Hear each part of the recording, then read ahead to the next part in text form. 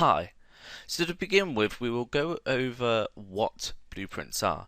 Now, blueprints is a node-based visual scripting editor inside of UE4.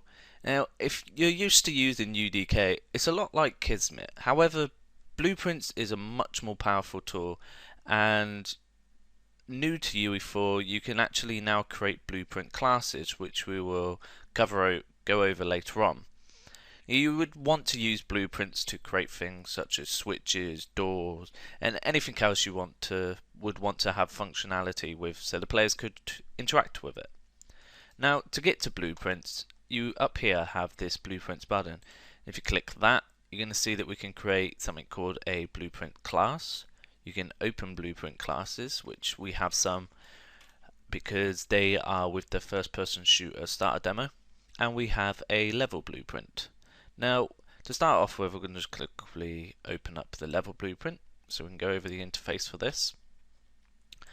Now, again, if you've used UDK, it'll look pretty similar, but it's a lot more different.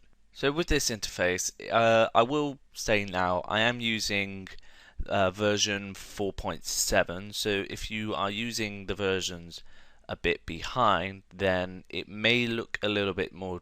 It may look different. I know that they changed the interface slightly for 4.7. So up here we have our menu bar.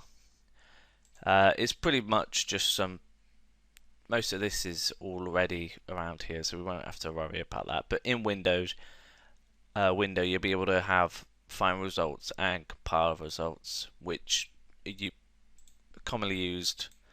Compile results are normally down here anyway, and then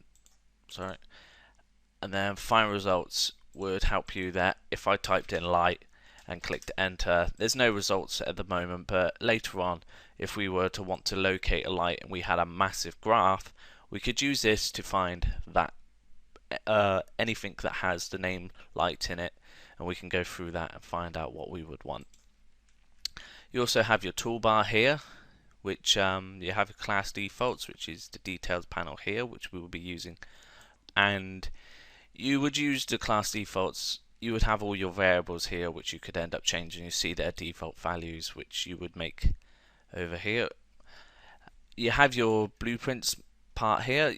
This is where you can create event graph functions, macros, variables, and event dispatchers, which we will be creating some of these during the course. Over here we have a palette.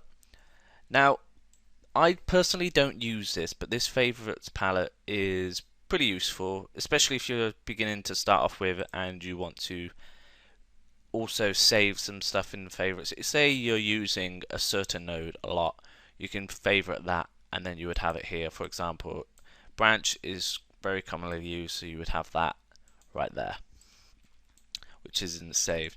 You could also down here in the find node we'll just type in branch. Sorry.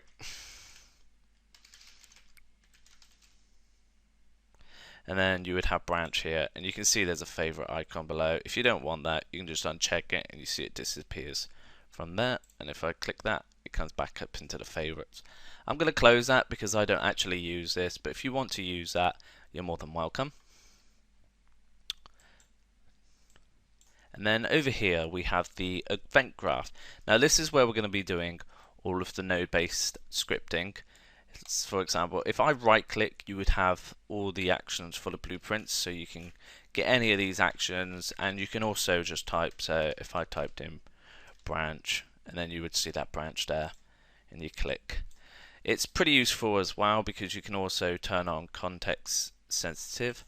So you could also, this is pretty much so if I had branch and then true, it would have anything that I can use with this node here.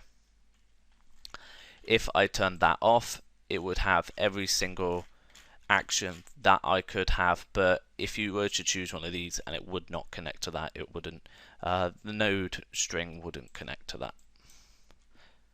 So that's a quick brief overlook of level blueprints. Next, we will have a quick look at blueprint classes.